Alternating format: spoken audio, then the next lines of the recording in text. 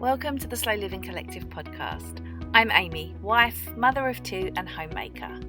Come along with me as I share my love for simple living, growing in my allotment garden, diving into what it means to be an urban homesteader, and embracing life as a mother and homemaker. Hey everyone, and welcome to another episode of the Slow Living Collective podcast. I'm Amy, and today we're diving deep into a topic that is often overlooked and under-discussed, and that is breastfeeding, grief and trauma. For many mothers, breastfeeding is seen as a natural and beautiful experience, a profound way to connect with their newborn babies while providing that essential nourishment that babies need. However, in reality, breastfeeding doesn't always go as planned, and it can bring forth a huge range of emotions. In this episode, I am joined by Hayley from An Enchanted Childhood, and we are going to talk about breastfeeding, grief and trauma, and just talk about those unexpected hurdles we found along the way. We're going to explore the grief and trauma that we experienced and just discuss about what can happen when breastfeeding becomes a source of pain, struggle, and even loss. So without further ado, let's jump into today's episode with Hayley.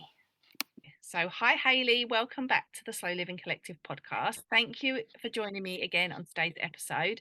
So before we get into the episode, do you want to introduce yourself to everyone in case they don't know who you are, and tell us a little bit about yourself? Yep, I'm Hayley from An Enchanted Childhood on Instagram. I live in North Yorkshire. I'm a home educating mum who likes to do lots of homey stuff and share about what brings us joy. And I've previously been on the podcast talking about my change from mainstream living to a more of an alternative life. And yeah, I'm very happy to be back. Thank you for having me. You are more than welcome. So today we're going to discuss breastfeeding trauma. So this is going to be a trigger warning if this is something that you feel like you might be sensitive to. Protect your mental health, and I will catch you in another episode. And before we continue on, this conversation is going to be obviously around breastfeeding and the associated grief and trauma that many parents end up feeling. And so all of our feeding choices as parents are valid, and this episode is not anything against formula, but I guess instead we're just going to delve into the very real feelings of what parents experience through no fault of their own, when they don't have their feeding goals honoured. And so we all deserve to have our support in our own feeding choices, whatever they are. So Hayley, as difficult as this conversation is, I'm really excited to delve into today's topic with you. I know breastfeeding trauma is something you and I have spoken about extensively in private, and we have had two very similar but also vastly different experiences with breastfeeding. And so when I opened up about my experience with my first child, I found out that my experience wasn't as unique as I first thought it was. In fact, I ended up finding out that so many parents are just left feeling abandoned through their feeding choices. So can you explain what your experiences with breastfeeding have been? Yeah. So I have two children. My eldest is 6 and my youngest is 3. My eldest, I wasn't able to breastfeed her. I didn't realise at the time about how much support was needed, and none of it was available to me.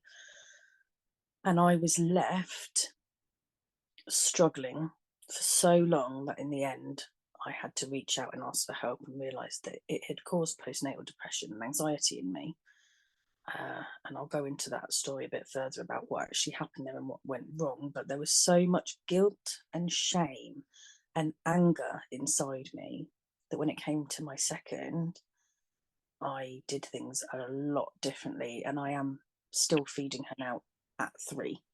So we've got massive different stories, but I can see both sides.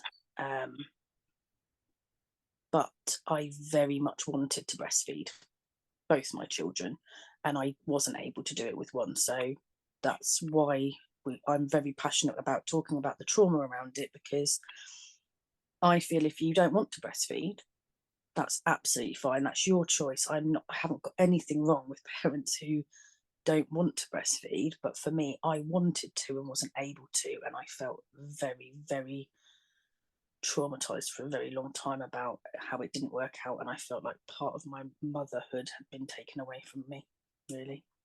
Yeah, and same. So like my story very similar.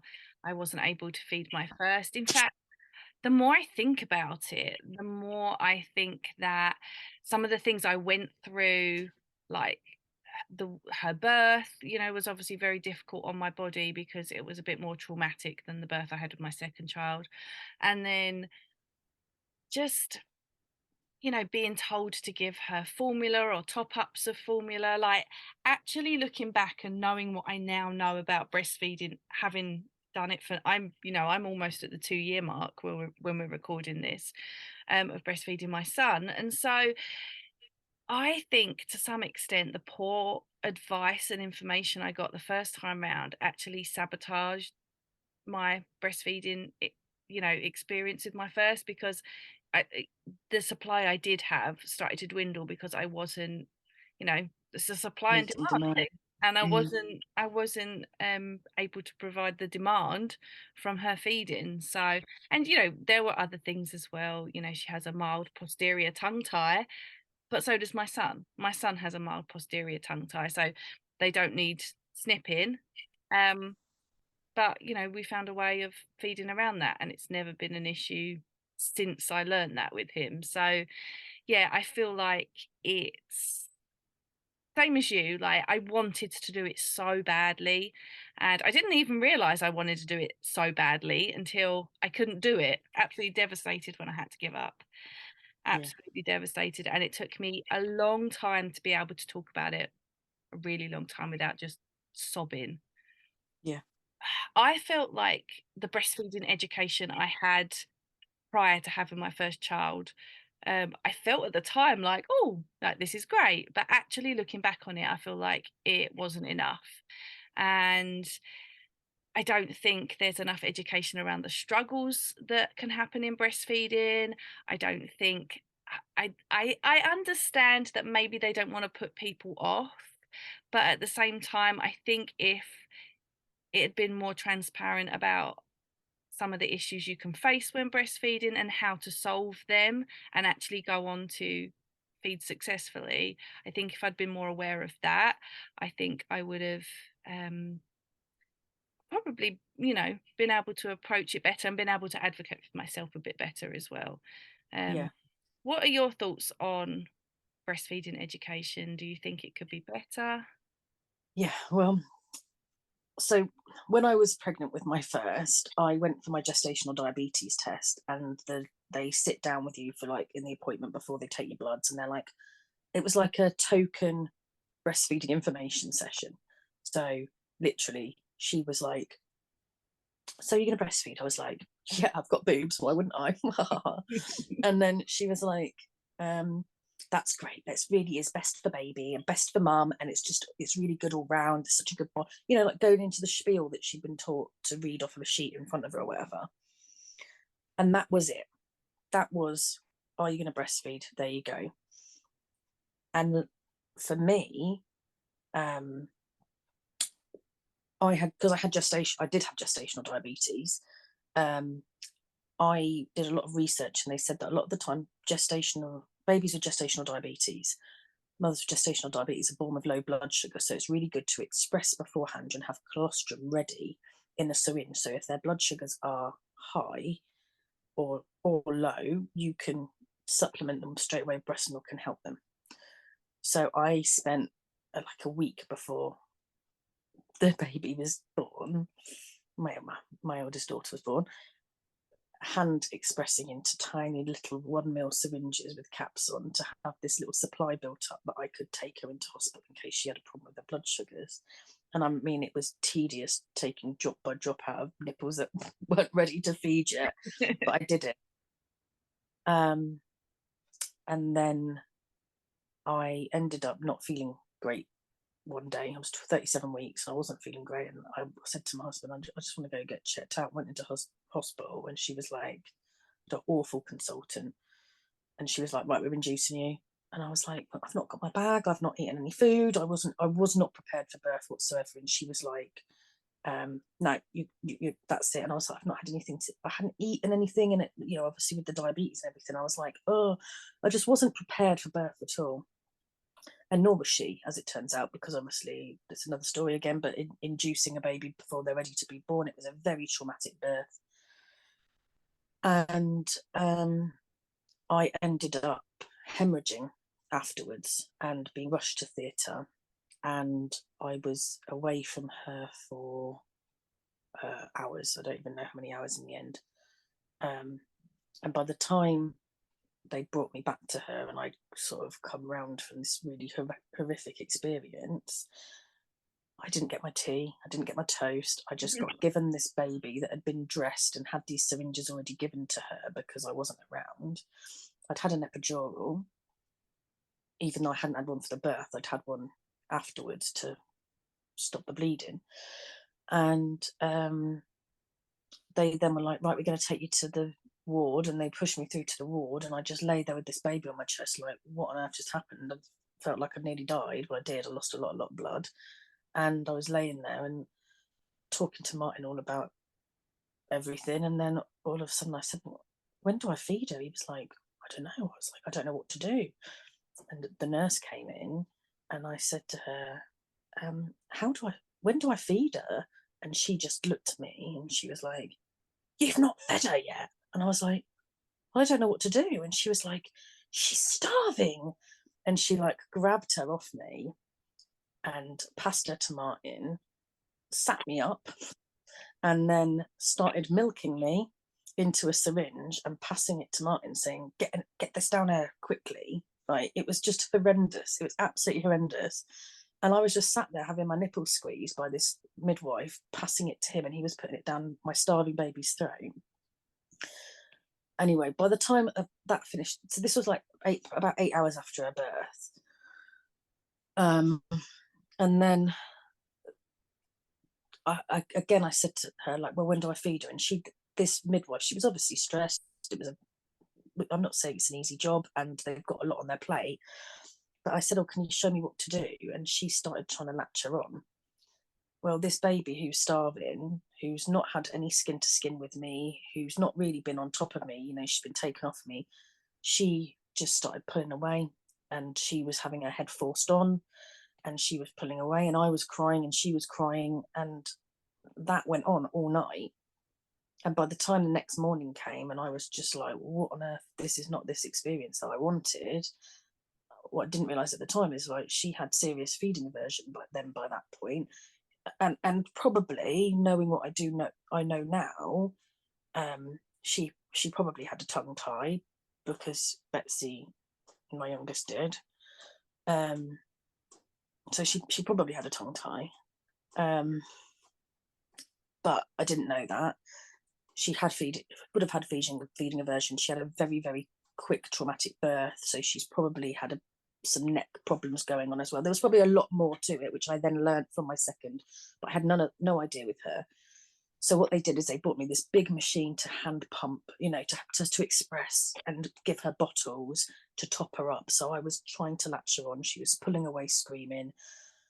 At one point, this midwife came along, and I was like, I can't get to latch at all. And they were like, I'll do it. And then she was like, told you. Within like 30 seconds, she was pulling off, screaming again.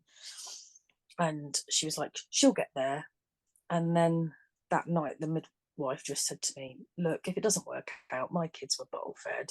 It doesn't, you know, they're all okay. Don't beat yourself up about it. A fed baby's a happy baby. And I was sort of like, but I want to feed her. Like, I just want to know what to do. And they sent me home, hand expressing, and putting it into cups and cup feeding her. So they sent me home cup feeding her, and then I lasted 3 days cup feeding her at home. And the health visitor came round, or it might have been the midwife, and I just said to her, like, I can't get enough into her, and I was having to top her up as well, and I was topping her up and cup feeding her because I didn't want her to get confused, and I still wanted to feed her. And this midwife said to me, she got a bit teary actually, and she just said to me, look, you're at breaking point and your baby's starving, and if you do not feed that baby a bottle, I'm going to send you both.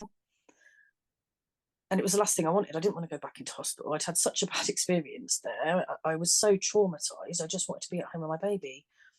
So I started so much. So I paid and got a really expensive pump and started expressing and bottle feeding her, expressing her.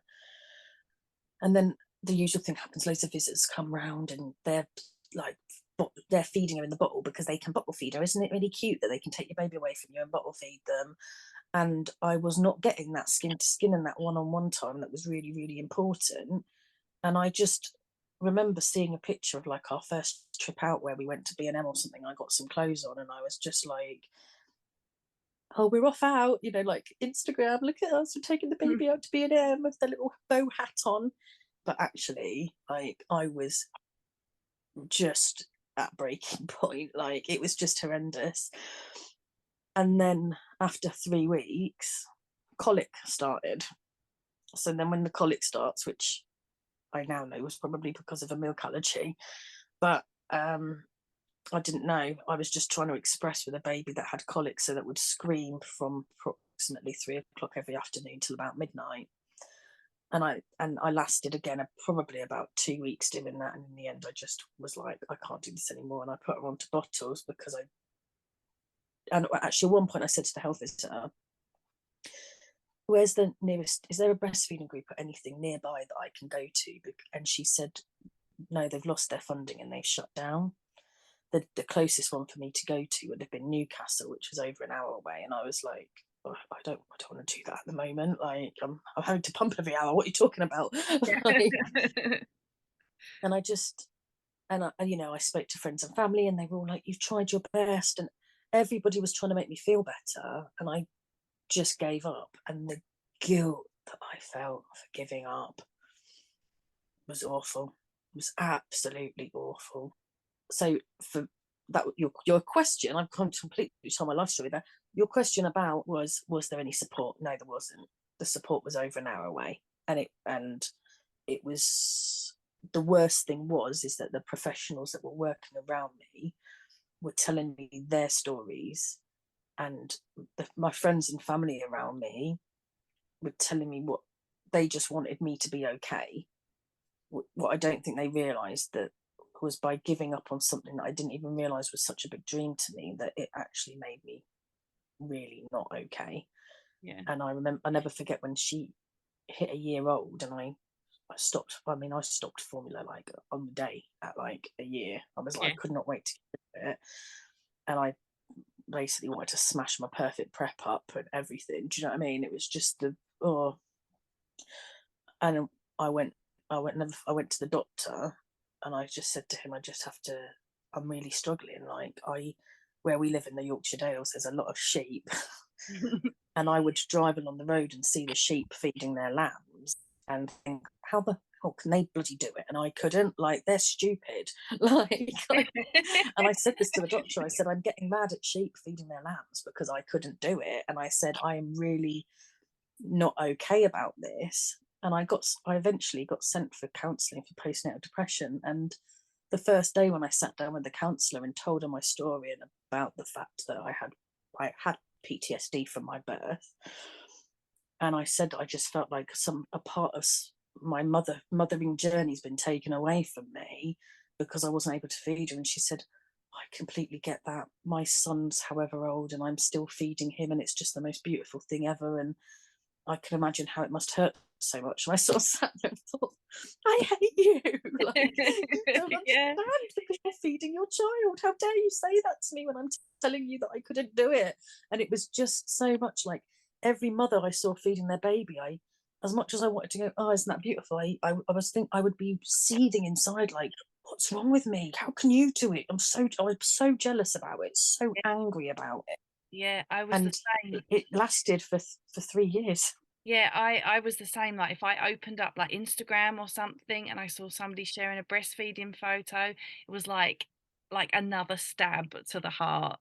Like, why Mhm. did they get to do it? Why not me? Like, what did I do wrong? Why couldn't I do it? But ultimately, like, I came off the back of traumatic labor with my daughter, and then same, like I ended up, I had like forceps delivery. I also had a hemorrhage. I didn't have to go to theatre for my hemorrhage. I actually didn't find out, right? This is how good healthcare can sometimes be. I didn't find out that I had a postpartum hemorrhage until I went to do my booking appointment for my second pregnancy. And they said, "Oh, yeah, you've got a Oh, history of postpartum hemorrhage." And I was like, "Do I?" Um, I remember speaking to my husband, he said, "There was a lot of blood." And it's like, but like, how are we supposed to know as just like regular no, people having their first child? Like, is that how much blood they're supposed to be? And so, and those things affected my care for my second child because, like, for example, I birthed him in water, but because of my history of postpartum hemorrhage, I wasn't allowed to stay in the water long after his birth, and I wasn't allowed to naturally deliver my placenta. I had to have the injection just so that it could be more managed. But it's like, yeah, how can a patient not even be told, "Oh, by the way, you had a postpartum hemorrhage?" Like, that's oh, just it's insane. just, And so, like I left hospital on iron tablets because I had very low iron. yeah, Um, me too. and I just felt like utter crap after I had her. But, like, having babies doesn't generally feel that great. But having had two, I know that, There's a I difference. felt, yeah, I felt so much better the second time round. And it's like with her, I I went on to, like, she was struggling to feed. She had jaundice, and I, like, my nipples were like in tatters. Honestly, it was just blood and just splitting, and it was awful. And I kept asking for help, and there just wasn't any. There wasn't anybody who could spend enough time with me. I didn't feel like I had enough information to know where to No, go for the right support. And so, yeah, it was just, it just ended up that I had, like, my breakdown was in the car park of the registry office when we went to register her birth. And, she's screaming and I'm trying to latch her on. She didn't want to latch on. And I was just like, "Get the milk out the bag." And, there's nothing. So, she had lost a lot of weight, and like, the professionals, they get like angsty about the baby's losing too much weight, you're going to have to go back to hospital. And it's like, well, help me feed her then. Like, help me show me what overcome to these do. Yeah, hurdles. And, the just nobody, everyone's like, "Well, there's nothing wrong with formula." And, there isn't anything wrong with formula. I have a child that thrived because of formula, and I'm grateful that formula was there when I couldn't be. But it didn't take away anything, doesn't make anything better. In fact, like you say, people's comments of, like, fed is best and things like that, just like fed, every baby needs to be fed, right? we're not bed is essential. Bed yeah is essential. we're not debating that. But it's almost like the professionals are there to support the baby, rightly so. And baby needs to be fed, we get that. But it's like, by only focusing on the baby, they completely negate what is happening to parents. And therefore, I keep saying this, like, when I talk about breastfeeding trauma, it's like, I think that good breastfeeding support is healthcare, because so many parents who are unable to breastfeed their children end up, you know, with postnatal depression. I think not only does the awareness need to be around the fact that uh, about postnatal depression and what can happen if a mum doesn't get her feeding experience, I think more education needs to be there about breastfeeding, and not to make anyone that's chosen to use formula feel bad about themselves. But there is so much about breastfeeding that needs to be spoken about to make people see why it's a good choice for mothers and for their children. And if there was the right information out there to encourage more parents to want to do it, as well as the right support to be able to help parents want to do it, like so much would change. Yeah. So much. And it's not, and I used to see the posts about breastfeeding awareness week, and it used to hit me in the heart like a knife. And I used to seriously feel so awful when I used to have to take myself off Instagram for like a week around Yeah, breastfeeding awareness week me because it too. hit me so hard. And I couldn't get people to understand, like, this whole fed is best and this whole thing, like, fed is essential. Formula is pushed on people now as being an easy choice, and for me, I don't believe it was an easy choice. And I'm not saying that breastfeeding was easy. Breastfeeding was really not easy, and I still have times where I struggle with it. But there's so much knowledge that needs to be done about breast milk and the benefits for children and about benefits for mothers, not to make anyone feel bad about their decision, but to help people understand why it's a choice that so many people want to have. And for me, like, my eldest has had so many intolerances throughout her life, which I didn't actually realize at the time. I said she had colic, but I didn't go into details that she also then got reflux, and she had to be put on ranitidine and have Gaviscon put in her bottles. And I tried every different teat to try and stop the reflux, and they called it silent reflux. She was never sick. She used to just scream after every feed until she was about 5 months old, which I didn't realize at the time is probably a cow's milk allergy. So that's come with knowledge later, but only because as she's grown, she's gone from the colic to the reflux to eczema to constant colds and coughs, and then back to reflux. And it's kind of me piecing it together and going, now, oh, it's probably something to do with the dairy. So I don't think formula was the best thing for her. And I do think breast milk would have been better for her. But I wasn't given the opportunity to be able to provide her with that because, like I said, she never even latched on. Nobody could say to me that there was a problem. It was just, it's not work, doesn't matter, give her a bottle, it'll be better. And it wasn't. It was hard work having to remember to take hot water out and mix it up, and get a bottle ready when it's too hot, or you've not got hot water, or you've taken a bottle out and then they've had it but then they need another one, or it wasn't easy. It was not easy at all the cleaning and the sterilizing, and I think you definitely notice it like the second time round when like there's no sterilizer on the side, there's no perfect prep machine, there's no bottles. Like, we had to do some top up breastfeeds second time round. So we'll top up feeds because my son also lost a bunch of weight, exactly the same story, but I was absolutely stubborn and relentless in my pursuit to find support second time round. I was like, you're not doing this to me again, and I'm not putting up with it. Because when I was pregnant with my son, like it was only 18 months between the birth of my daughter and getting pregnant with my son, and so it was still so raw. The whole thing was still so raw, and I flipped back and forth. Like, if anybody followed me on Instagram at the time, they'd be like, this woman's having some sort of existential crisis here, because I would be like, I don't know if I can do it, and then I'm like, no, I'm I going for remember it. And then messaging it's you all like, the time. Yes, you no. are.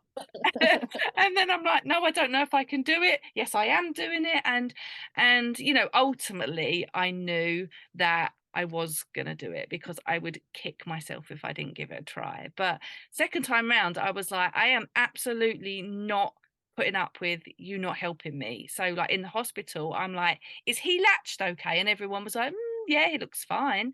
And no, he wasn't, right? And uh exactly the same problems, to the letter, everything exactly the same.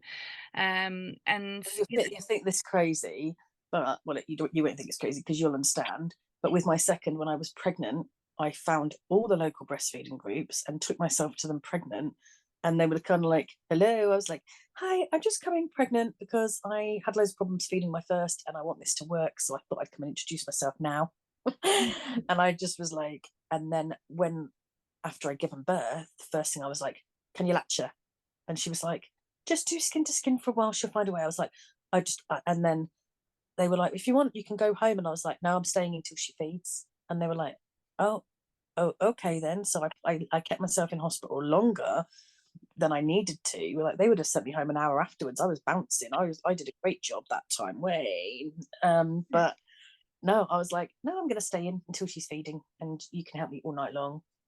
And again, we had problems, but I went pretty much every 3 days, I think, to a different breastfeeding group. And in the end, I went to Newcastle, and she had a very slight tongue tie as well, exactly the same. But then, because her weight was still going down and I was getting severe nipple trauma, they ended up snipping it. Even though they were like, we wouldn't normally do this, but they were like, you can obviously having a really bad experience. And it turned out that she had a really, really high arch. Like, so her latch has always been really bad. I often would get blebs and problems. And actually, what I learned, which nobody had ever told me, was that because I've got quite large boobs, and because my nipples go in different directions, not weirdly so, like, it's not that noticeable, but they are at slightly different positions. Like, I had to do 2 different holds. So I had to do a rugby hold on one and a cross body on the other. And actually, the best way for me to get her to latch on well was getting a muslin and rolling it up, putting it under my boob as a higher bit of support.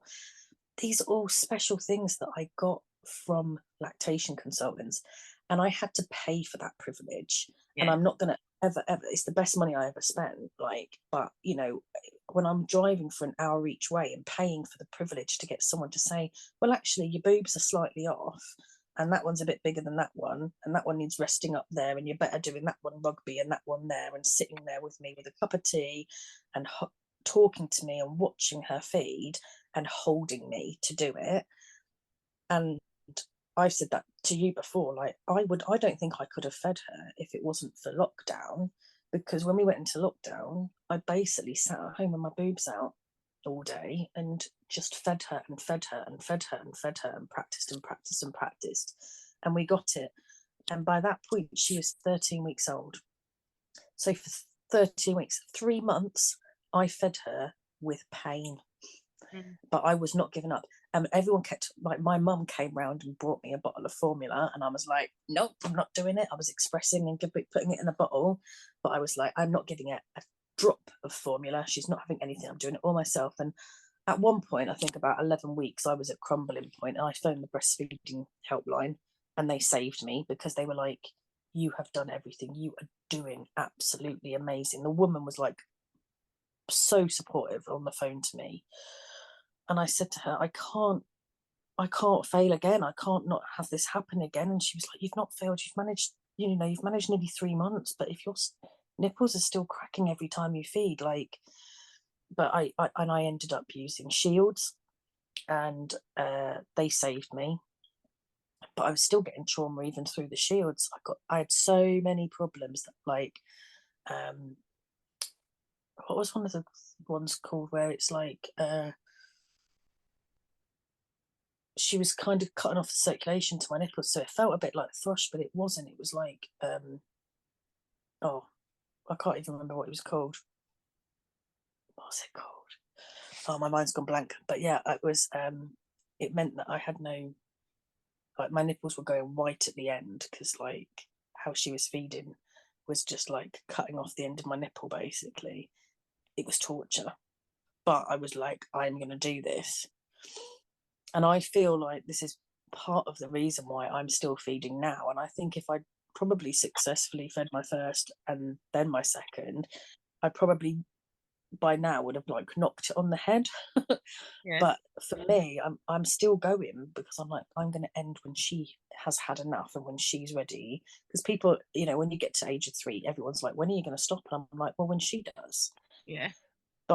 And I've had comments of like, well, it's more for you, isn't it, than for her? And I'm like, I hate it. I have such feeding aversion. I get into bed at night and feed her to sleep at night now. That's really the only time I feed her.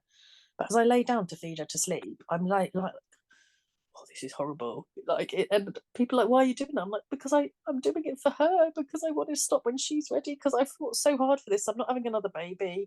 This is the last child I'll ever feed, and it's done it, you know, it's all I've done, like, for her, and I want to stop when she's ready, because I've given it my all, if that makes sense. Yeah. But the aversion really, one, as at this older age now, is very much like, but I because I can communicate with her now, I can say, oh, ouch, that hurts, or whatever, because she's got a crap latch still. But it's not been an easy ride. Yeah. And I love the fact that for some women it's just so natural and beautiful. For me, it's been like the most unnatural and easy and hardest thing I have ever done. Yeah. And like, I wish I could say it was this beautiful magical experience that I can just whip a boob out and feed it, and it wasn't. It was like, put your nipple shield on, where's your cream, where's your muslin to put underneath, and then you've got your weight, got your blebs that you've got to dangle feed to try and get fed out. I've I had, told you about blebs. Do you remember? It was yeah. when you said about it, I was like, that's a bleb. Yeah, I remember being on holiday last year, and it was after I was like speaking to you about having a bleb, and I was on holiday, and I managed to sort of like maneuver it out, right? And it popped out, and the amount of milk that came flying out, I had to dangle my boob over a sink while it just sort of drained away. Like, it was like almost just like Oh. unpopping the cork. But yeah, I've had blebs. I suffer with blebs quite a bit. Only on one side, so again, probably just dodgy latch on that side. But Mhm. like you say, when they get a bit older, I had a bleb the other day, and I was asking him, I said, is milk coming out? And he was like, no, it's not. It's like shaking his head at me. And I'm like, okay, let me have a look at that, see what's going on there. But then afterwards, I like managed to get a little bit of bleb out, and then I was like, is there milk coming out now? And he's like nodding, and I'm like, excellent. Like, so there at least is that. It's good once you can sort of like communicate with them. But Yeah. yeah, the same as you, second time I also, paid to see a lactation consultant, and like, she single-handedly changed the game for me. Absolutely single-handedly. I paid for 90 minutes like one-on-one, and then she did like follow-up sessions as well, and then you could actually see her again if you needed to, but I didn't need to. She gave me everything that I needed in those 90 minutes. And it's like, that's all I needed. I just needed someone to sit with me, look at my nipples, look at my boobs, look at his latch, and, go Yeah. from there. And I just think it's so unfair because, seeing a lactation consultant is expensive. Yeah. You say about you going to breastfeeding groups before you'd had the baby. I already had the number for the lactation consultant saved in my phone, so I was ready. I knew the second this goes south, I emailed her at 5 o'clock in the morning. Being like, help me! You don't know me, but I need you. And so yeah, it's just it shouldn't breastfeeding shouldn't be something you can only do if you've got money. That's No, it shouldn't. unacceptable. It should be And it shouldn't be made out to be like the second option either. It yeah, should be able to be like, we can support you in this, and if you choose not to, that's fine. That's your choice if it's not going to work for your family.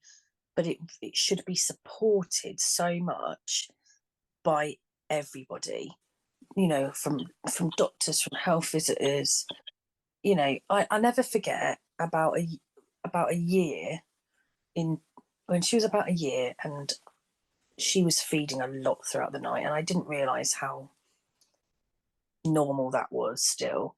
So what I tried to do during the day was feed her more during the day to make her sleep more at night, because she was like feeding every 1 to 2 hours at night. So in the daytime I was trying to feed her on the hour to offer it so that she wouldn't feed at night, but in the end it just made her feed every hour, day and night. So it's just the most ridiculous thing.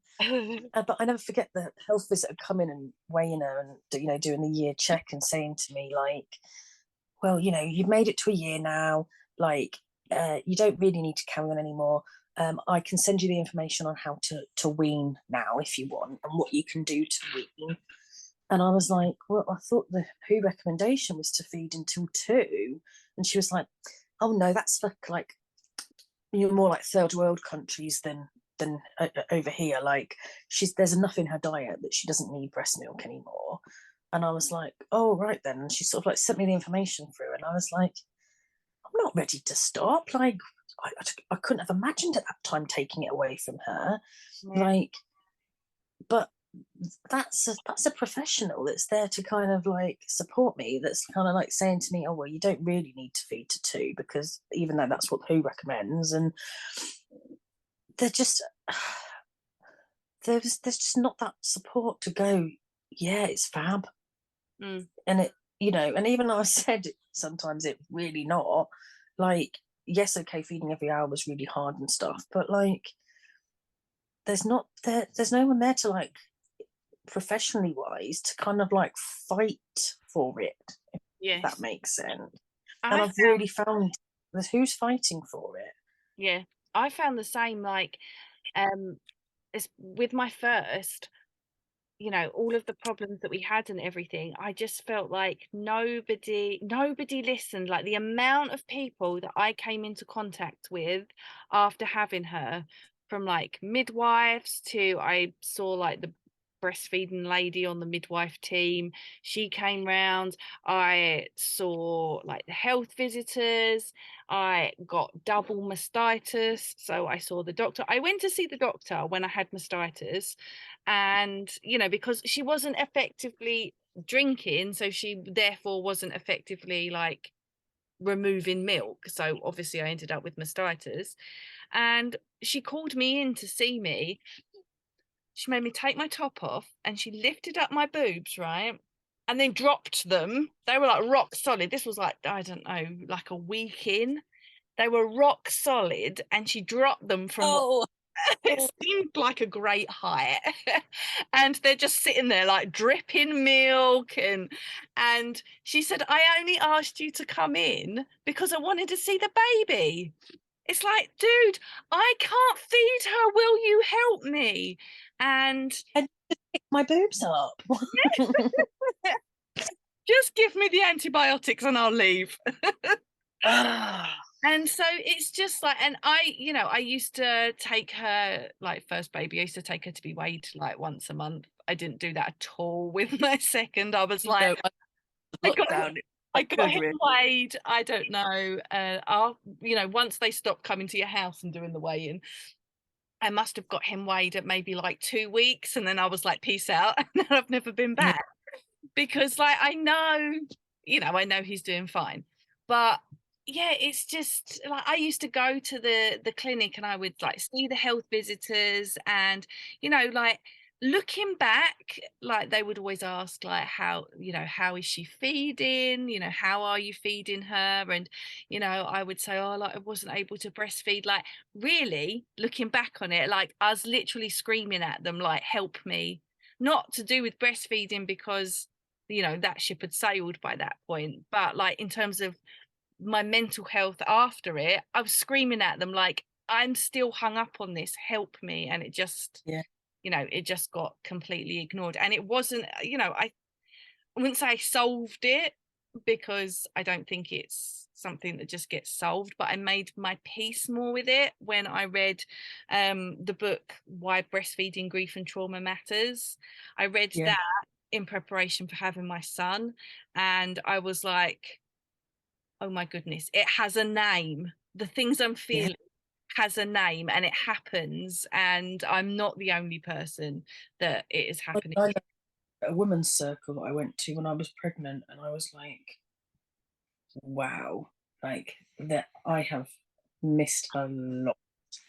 And that's really what started me on my journey, actually, to like who I am today. That festival that I went to in that women's circle, I learned so much. Like, I met a woman who, actually, she's one of my really good friends now, and she had feeding problems, and she had a friend want to come and bring her some donated breast milk, and they were like, they basically made her out to be crazy. because she wanted a friend to drop her off some donated breast milk rather than give her a bottle. They were like making out that she was like a lunatic for wanting to actually feed someone else's breast milk to a baby rather than a formula. And it was like, no, she just really wanted to feed her baby and she was getting donated breast. But they were like, nope, not having that in the hospital. And that she got so much trouble for it. And you know, some of the stories you hear, you think like, I wouldn't change my life and my girls how they are now, but and we're not having another baby, we are definitely done.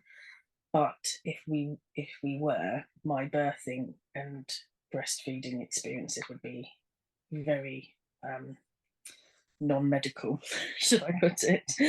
I don't know if I'd go as far as free birth, but I'd be more along those lines, because like, women are powerful and beautiful and amazing, and the more that we are messed with, the more that we lose our instincts of what we can do, and we don't have that, you know, we need that support around us. We don't need people like taking things away from us, that, or adding things in that aren't needed.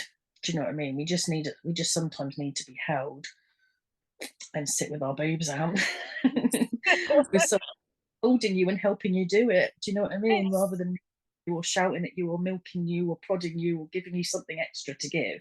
Yeah, or You just lifting your boobs up and dropping them from a great height. Yeah. Or squeezing your nipple and passing a syringe of milk to your husband to feed your baby rather than helping you. Like, it's just, yeah, it's just absolutely.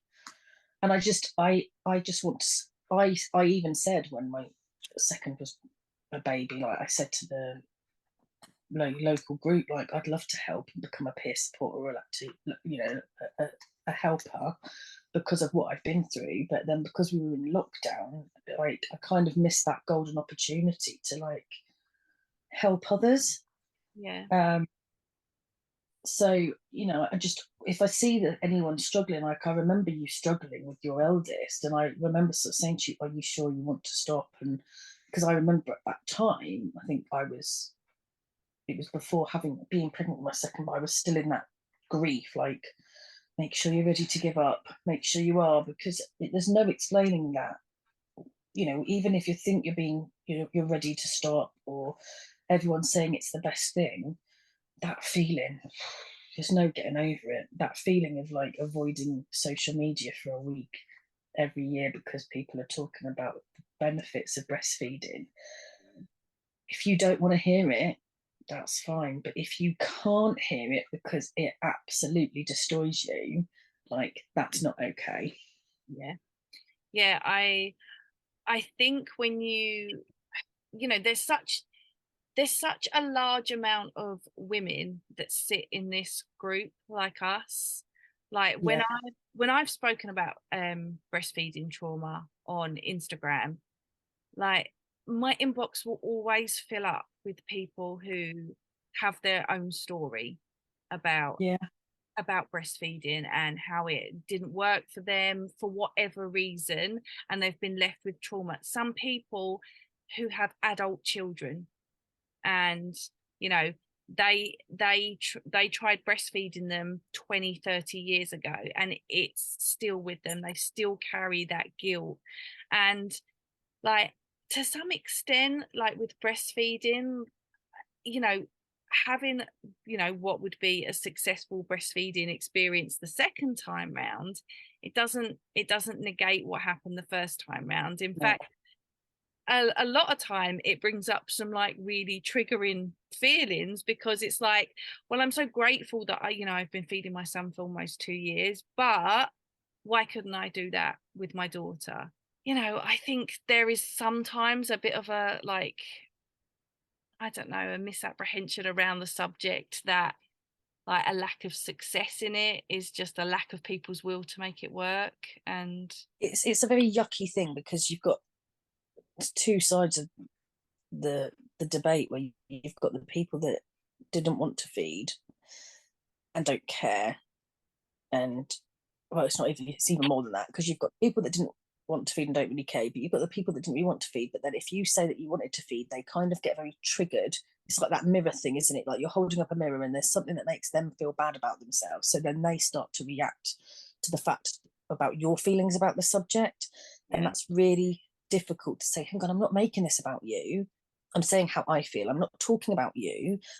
And then it's the same on the other hand, you've got the people that could breastfeed and are really supportive and like, yeah, it was really hard and I can get that, and I'm really lucky that this worked, whatever. And you've got the people like, yeah, it was really hard and I had to work really hard for it, and you obviously didn't work as hard as I did to get there.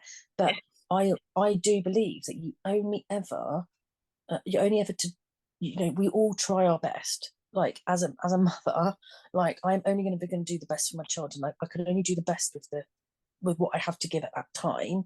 And I didn't feel I was able at that time, with knowing what I knew or having what I had after a very traumatic birth as well, to go and seek out all the help. I didn't know where to look. I didn't have anyone holding me. And it's not about other people holding me. It was me that needed to do it. And I think that's what I struggled with for so long. But you've got the people that empathize, the people that don't really care, and then you've got the people that are triggered by you, or the people that are going to talk bad about you, and they're both mirrors about themselves again, because it's your journey. And if you talk about something that meant so much to you, like, you can't take away from that fact that something that's not worked out is a grief and it's a loss. It is. It's a loss. You've had a part of your life that you've had planned in your head, like, and it's been taken away from you, and it's not your fault, because you've tried as hard as you can and something's not worked, and you are allowed to feel sad about it without it being a reflection on how other people feel or what other people did. Like, absolutely. It doesn't mean you've not worked hard at something. Yes, it is really hard, but you've done your very, very best at that time. And I think as well, there's so many people, there's some like crazy statistic, I can't remember it like exactly off the top of my head, but like at birth 70% of women will initiate breastfeeding, or more than 70% will initiate breastfeeding. And I think by like 6 weeks or something, only 20% are still breastfeeding. And it's like, and how are we helping those in the middle? Because I dare say a large, portion of those people, there will of course be people that say, I gave it a go, I'm okay with it not happening for me, and trot off to formula and be quite happy with that.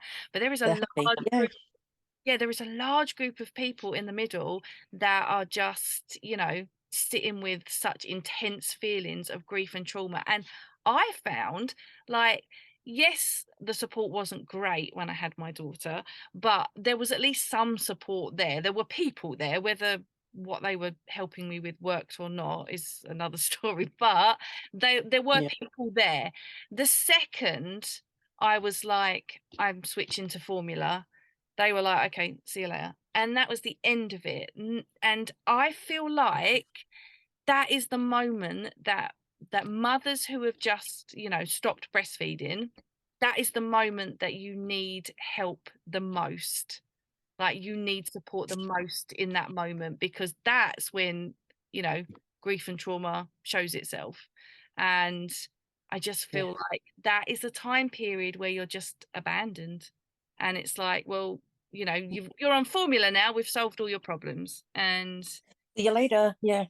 and it's like, that's when I would have needed the most help to actually navigate through that. And I appreciate, the health service doesn't have those sort of resources, and I appreciate that. But like I said earlier, that sort of support is healthcare to women, because so many people will then go on to have postnatal depression because of that experience. And if you could help support them through that difficulty, then maybe it wouldn't manifest into something more serious. In my second time round breastfeeding, like, hurrah, I was like frantically typing to my MP, like, you guys need to do better.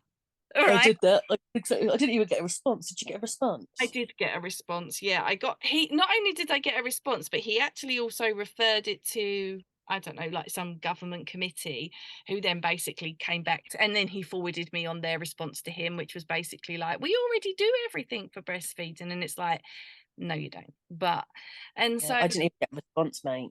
yeah, so Didn't it's, even get.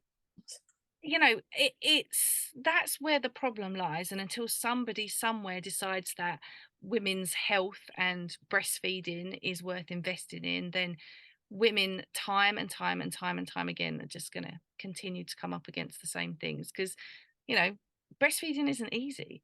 It's, and there are struggles, because of like babies' anatomy in their mouths, like rubbish latches, all sorts of things, nipples pointing in different directions. I mean, Yeah, I don't know odd about you. boobs. Yeah, after you've fed so long, your boobs and your nipples are sort of all over the place anyway. Who even knows what's going on with them now? Just tuck them in a bra and they'll be fine. Try to avoid looking in the mirror. But yeah, until somebody invests in it, then it's just going to continue to happen, and more and more women will just join this unfortunate group, I think. Yeah, it's very sad, and I hope it doesn't get to the point where just it's completely given up on. Really, it's seen as like a non-essential service, because it's so important to so many, but sometimes people don't realize how important it is until they stop, Yes. Yeah. like me. Yeah, I would definitely say that was me as well. I didn't realize I cared so much until it was taken away. Exactly. Something that it was like this, like kind of like that forbidden fruit, that thing that I could see all these people doing and having around me, and this thing that I wanted so much, and I felt like I wasn't allowed to, or I wasn't given the opportunity to experience, and I felt so much sadness and so much anger. And now I can kind of say I'm past it because I had a successful second time, but and I've had people who I know felt the first, like the same with their first, but then have gone on to have a second, and they've just gone, do you know what? I'm not going through that again. And they've kind of healed because they're like, yeah, I'm not doing that again. I'm just gonna go straight onto a bottle, and everything's okay. Yeah. And I hope it is okay for them, and I hope they're not just saying that because I know what it was. I know what it was like. You still had that gut wrench of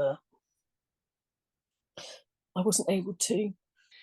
So if you had one piece of advice for anyone who's currently dealing with like the grief and trauma of breastfeeding from an experience that didn't work out, whether that be something that's like maybe they've just stopped or maybe they stopped 30 years ago, but if you had one piece of advice for them, what would it be? I think talk about it and do some work to do some healing over it. Um, you know, let that experience out with people who understand, talk about it to other people, and definitely get some help. Like, it took me over a year until I reached out to my doctor to say that I wasn't happy and I wasn't okay with it. And there's so many places out there now, and I'm very spiritual, so I do a lot of meditations and a lot of healing. And I think for me personally now, if there was something that I was struggling to cope with, I would probably sit and meditate and let myself feel those feelings and allow it, because it's okay to feel sad, and you have to work through these things. You can't cover them all up. And then on the other hand, I think if anyone's struggling at the moment and they're maybe thinking about giving up, or they're pregnant and they don't,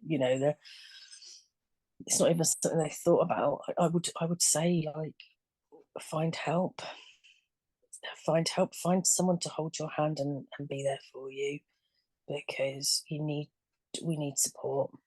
Yeah. When we need holding and we need support, we need someone to talk through those times where you try and feed every hour and make your baby feed more, or you need someone to talk you through a dangle feed to get rid of a bleb because of how painful it is.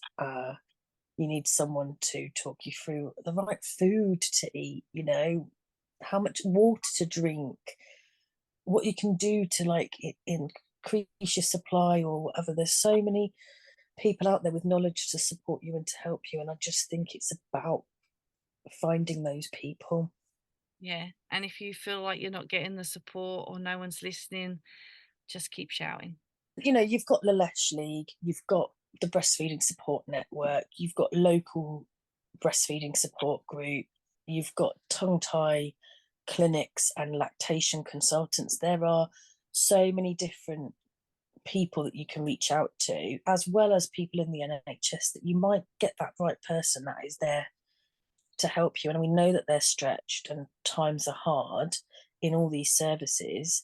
But like you say, even if you reach out online and say, can anyone help me? There's Facebook groups that I used to ask like tons and tons of questions in. And there's some of the women in those groups, just the amount of support they provided me during those nights where I was like, help, my boobs are so hard, I don't know what to do. And someone said, get in a shower, or, you know, the amount of times that I would get someone sort of saying, oh, this was my experience, and helping. So you've got social media, you've got telephone numbers you can ring, you've got groups that you can go to, you've got online support groups like that have been around for donkeys that can help you. There's so much out there. And like you say, you just need to shout. Well, thank you so much for coming on and talking about breastfeeding, grief and trauma and everything. I know it's not always an easy thing to talk about when you've had a difficult experience. So thank you for sharing everything. So where can everyone connect with you online? On Instagram at An Enchanted Childhood. Sometimes there are a lot more and sometimes a lot less, depending on how I'm doing. But yeah, that's where I tend to chat to people most. And yeah, it's nice to be able to talk about an experience that was very, very big part of my life and part of my motherhood journey. And I hope that if anyone else is feeling the same, it's just nice to know that you're not the only one that has been in that position. So thanks for listening. Yeah, thank you so much for coming on. That was another amazing episode discussing breastfeeding, grief and trauma. Thank you so much to Hayley for coming on and sharing her story. It's not easy to go over what was an experience that, does bring grief and trauma to us. So I appreciate all of my guests that are willing to open themselves up to have some of these really difficult conversations. So thank you so much for listening. You can catch me as always on Instagram at lifeonplot44, and you can also check out the blog, which is theslowlivingcollective.com. Until next time, guys, thank you so much for listening, and I will catch you in the next episode.